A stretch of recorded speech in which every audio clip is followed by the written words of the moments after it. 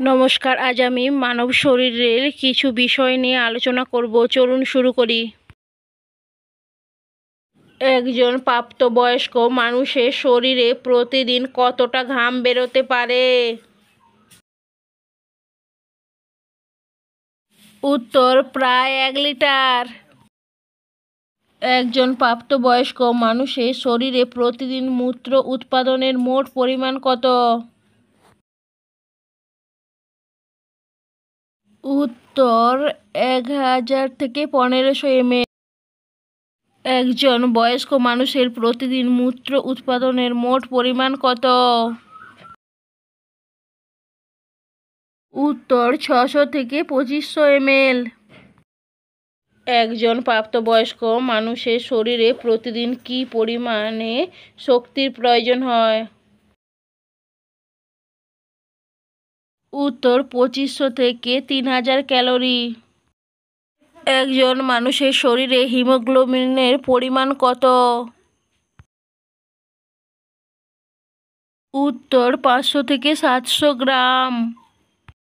একজন পুরুষের শরীরে রক্তে হিমোগ্লোবিনের পরিমাণ কত থাকা দরকার? উত্তর, 14 থেকে 15.6 গ্রাম পর্যন্ত। একজন মহিলার শরীরে রক্তে হিমোগ্লোবিনের পরিমাণ কত থাকা দরকার? উত্তর, 11 থেকে 14 গ্রাম। মানুষের শরীরের গড় ওজন কত?